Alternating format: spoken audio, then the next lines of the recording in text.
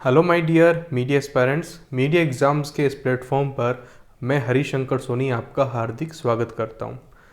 आज के इस वीडियो में ये बात करने वाला हूं कि आईएमसी में Hindi journalism, English journalism, radio and television, ADPR और डिजिटल मीडिया, इन 5 कोर्सेज़ के अलावा भी जो है कुछ कोर्सेज़ हैं जिसे हम रीजनल कोर्सेज़ के नाम से जानते हैं। वो है Marathi journalism, Malayalam journalism, Odia journalism और उर्दू जर्नलिज्म। तो ये 4 तरह के रीजनल कोर्सेज भी जो है आईएमसी रन करता है।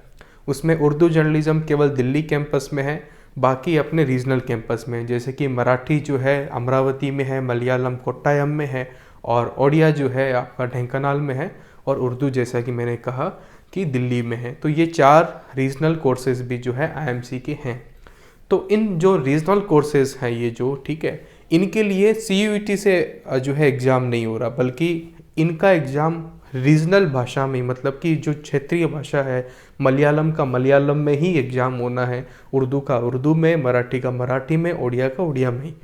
तो ये जो एग्ज़ाम है आईएमसी खुद कंडक्ट करवाता है, ठीक है। तो इन चारों एग्ज़ाम्स के लिए एप्लीकेशन फॉर्म जो है आईएमसी ने रिलीज़ कर दिए हैं, जिसके लिए आपको अगर अप्लाई करना है तो लास्ट डेट जो है 22 मई है। 22 मई से पहले आपको जो है अप्लाई कर देना होगा। ऑफलाइन तरीके से अप्लाई होगा, ऑनलाइन एप्लीकेशन फॉर्म नहीं है। कैसे होगा थोड़ा सा हम देख लेंगे, है ऑफलाइन, ठीक है। और 18 जून को आपका एग्ज़ाम होगा। टाइम भी दे रखा है 11 से 2 बजे के तक। और ये एग्ज़ाम किस तरीके से होगा, ऑब्जेक्टिव फॉर्मेट में होना है। इससे पहले सब्जेक्टिव में हुआ था 21-22 में, लेकिन अब जो है ऑब्जेक्टिव फॉर्मेट में इसका एग्ज़ाम होना है, ठीक है। जैसे कि सीयूईटी का एग्ज़ाम हो रहा है, बिल्कुल वैसा ही क्वेश्चन जो है आपको देखने को मिलेंगे। अगर आप सीयूईटी की प्रिपरेशन कर रहे हैं, CUQP 17 की, तो एक तरीके से आप इसका एग्ज़ाम भी आराम से अटेम्प्ट कर लेंगे, ठीक है। बस बात यह है कि वो एग्ज़ाम उस रीजनल भाषा में ही होगा, ठीक है। और इसकी एडमिशन प्रोसेस भी जो है इसी के साथ साथ सीयूईटी वालों के साथ साथ ही जोड़ के इसकी एडमिशन प्रोसेस कंप्लीट करवा देंगे। और 18 तारीख को एग्ज़ाम होके 30 जून तक जो है इसका रिजल्ट निकाल दिया जाएगा। और जैसा कि मैंने कहा कि जो उर्दू तो है केवल दिल्ली कैंपस में, तो इसका जो एप्लीकेशन फॉर्म आप भर रहे हो, ठीक है, तो आपका एग्ज़ाम सेंटर केवल दिल्ली में ही आएगा।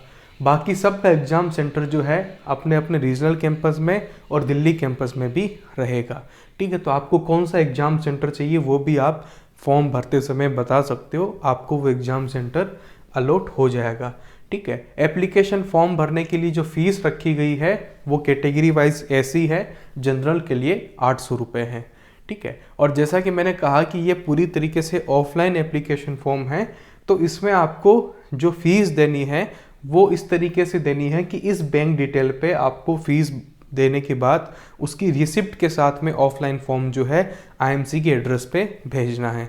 उसके बारे में अभी मैं डिटेल में बात करने वाला हूँ।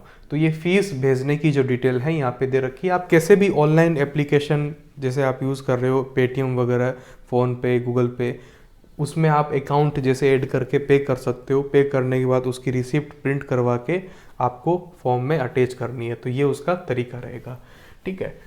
तो पूरी तरीके से जो है ऑफलाइन है, आपको हाथ से लिख के फॉर्म भरना है, ठीक है। जिस भी आप लैंग्वेज का भरना चाहते हैं वो लैंग्वेज सिलेक्ट करते हुए, फॉर्म में अभी आपको दिखाऊंगा तो आपको अच्छे से समझ में आ जाएगा, वहाँ मैं डिस्कस करवा दूंगा। और फोटोग्राफ भी आपको लगानी है, सिग्नेचर भी करना है। और उससे पहली चीज़ ये कि एलिजिबिलिटी क्या है, तो सेम एज वही है जो कि बाकी के कोर्सेज के लिए होती है कि जनरल कैटेगरी के लिए 25 साल की उम्र, ओबीसी वालों के लिए 28, SC/ST वालों के लिए 30, ठीक है। तो एज क्राइटेरिया मेन आप जो है ध्यान रखें। और बैचलर डिग्री होनी चाहिए, क्योंकि आईएमसी में केवल पीजी लेवल के कोर्सेज हैं, तो बैचलर डिग्री आपकी होनी चाहिए। हालांकि अपीयरिंग वाले जो हैं, यानी कि फाइनल ईयर में जो अभी हैं या मार्कशीट वगैरह नहीं आई है, तो वो भी लोग फॉर्म भर सकते हैं, इसमें ऐसी कोई दिक्कत नहीं होनी। तो ये जो फॉर्म भर के जिस एड्रेस पे भेजना है वो एड्रेस यहाँ पे लिखा हुआ है, ठीक है। Assistant registrar, Indian institute of mass communication, Aruna Asif Ali मार्ग, JNU new campus Delhi, pin code ये, ठीक है। तो इस एड्रेस पे आपको भेजना होगा। और जो लोग ईमेल करना चाहते हैं, ठीक है, ईमेल भी आप कर सकते हो और फॉर्म भी भेज सकते हो।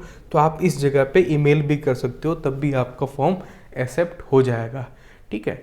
तो यहाँ पे लिखा हुआ है कि the form along with relevant documents में आल्सो बी ईमेल्ड। तो ये ईमेल आईडी जो दे रखी है, इस पे अगर आपने ईमेल कर दिया स्कैन करके, तो भी आपका फॉर्म सबमिट हो जाएगा। और किसी भी तरह का क्लेरिफिकेशन चाहिए तो ये कॉन्टेक्ट नंबर भी आपको दे रखे हैं, ठीक है। और तो अभी हमने इंस्ट्रक्शन देख लिए, अब आप देख लीजिए कि इसके अंदर ये जो आप फॉर्म भर रहे हो क्या क्या भरना है, ठीक है। तो जो ट्रांजैक्शन आईडी आपने मतलब ट्रांजैक्शन किया है, उसकी ट्रांजैक्शन आईडी सबसे पहले लिखनी है, अमाउंट उसके सामने लिखना है, और जिस कोर्स के लिए आपको अप्लाई करना है, ठीक है, उस कोर्स के हिसाब से आपको पता है कि जैसे कि मैंने कहा कि एग्जाम सेंटर है, तो मान लीजिए आप ओडिया वाला एग्जाम मतलब ओडिया जर्नलिज्म वाला एग्जाम दे रहे हो, तो ढेंकानाल और दिल्ली इन दोनों में से चूज करते हुए बता देना है, ठीक है। तो एक ही ऑप्शन आपको भरना है, ऐसे नहीं कि आपने सब पे टिक कर दिया, ऐसा कुछ नहीं करना है। ओडिया जर्नलिज्म पे आपको मतलब अप्लाई करना है। एग्जाम आप कहाँ देंगे, ढेंकानाल में देना चाहते हैं, टिक करके हो गया काम। यहाँ आपको फोटोग्राफ लगा देनी है अपनी, ठीक है, और वो भी कलर फोटोग्राफ होनी चाहिए। आपका नाम कैपिटल लेटर्स में लिखना है, डेट ऑफ बर्थ, जेंडर, ठीक है, category, email ID, mobile number, ये सब चीज़ें जो है आपको भर देनी है। फिर फादर के मोबाइल नंबर भी आपको देने हैं, मदर के भी देने हैं, और क्या ऑक्यूपेशन है, मतलब कि क्या काम करते हैं आपके पिताजी, ठीक है, तो वो सब बतानी। एनुअल इनकम भी यहाँ बतानी ज़रूरी है, क्योंकि इस साल हॉस्टल की जो प्रोसेस है वो भी मतलब अब तक जितना मैं कंफर्म हो पाया हूँ कि हॉस्टल की प्रोसेस भी काउंसलिंग के साथ में की जा रही है। एप्लीकेशन फॉर्म में भी जो है उसका डेटा उसी हिसाब से लिया जा रहा है। तो यहाँ हॉस्टल जिन लोगों को चाहिए, ठीक है, उनको तो ये एनुअल इनकम बतानी है, ठीक है। यहाँ एकदम मैंडेटरी नहीं कर रखा है, जैसे कि आप देख पा रहे हो स्टार नहीं बना हुआ है, लेकिन जिन लोगों को हॉस्टल चाहिए, अपना इनकम सर्टिफिकेट जो है खास तौर से आपके फादर का ही बनता है, जो मतलब वो बनवा के वो जो इनकम है उसके अंदर यहाँ बता देनी है, ताकि हॉस्टल मिलने में आपको दिक्कत नहीं हो, ठीक है।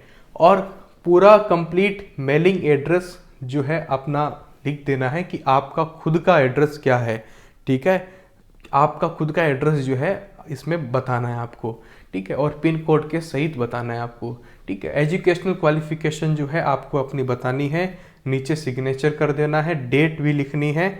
और जब आप फॉर्म सबमिट करोगे, ठीक है, चाहे ईमेल के थ्रू आप भेजें, पोस्ट करें, जैसे भी करना चाहें, तो उसमें ये डॉक्यूमेंट्स होने चाहिए। जिसमें पहली चीज़ जो मांगी जा रही है वो है proof of date of birth. DOB के लिए जो डेट ऑफ बर्थ के लिए जो पूरे इंडिया में आप कहीं भी देख लीजिए 10th की जो मार्कशीट है वो मोस्ट कंसिडर्ड होती है। मतलब कि डेट ऑफ मतलब बर्थ सर्टिफिकेट भी सेकेंडरी चीज़ है उसके आगे, ठीक है। तो 10th की मार्कशीट जो है आपको डेट ऑफ बर्थ बताने के लिए, प्रूफ करने के लिए देनी ही पड़ेगी। इस चीज़ का विशेष ध्यान रखना है। ऐसा नहीं है कि उसको आप 2 बार सबमिट करें, ऐसी ज़रूरी नहीं है।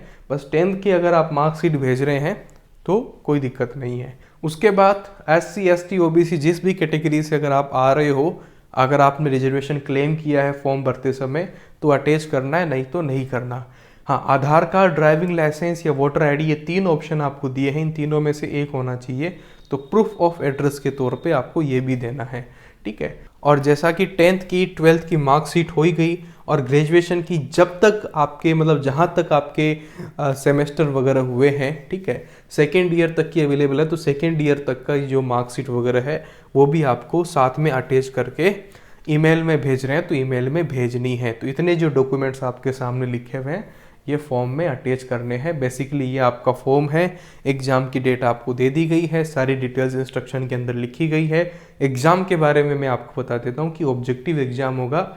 लास्ट ईयर सब्जेक्टिव एग्ज़ाम हुआ था रीजनल वालों का, लेकिन इस बार ऑब्जेक्टिव होगा। हाँ, और मार्कशीट में जिस तरीके से एग्ज़ाम देते हैं वैसा एग्ज़ाम होगा। CUET के जैसी ही प्रिपरेशन इसकी जो है रीजनल वालों की होनी है, लेकिन जो लैंग्वेज है वो रीजनल ही रहेगी, ठीक है। तो अगर आप CUET की जो मेन प्रिपरेशन कर रहे हैं CUET 17 की, जो कि हमारे मीडिया एग्जाम्स के प्लेटफॉर्म पर उसका क्रैश कोर्स अवेलेबल है, तो वो प्रिपरेशन एज वेल एज आपको यहाँ पे काम आ जाएगी, ठीक है। तो ये कहानी थी पूरे एंट्रेंस एग्जाम की, किसके, रीजनल कोर्सेज के, न कि CUET वाले जो कोर्सेज हैं EJIJ RTV उनके। बहुत से लोग इसके साथ कंफ्यूज हो जाते हैं कि सर डेट आ गई 18 जून को एग्ज़ाम हमारा, किसका एग्ज़ाम है, रीजनल कोर्सेज का एग्ज़ाम है।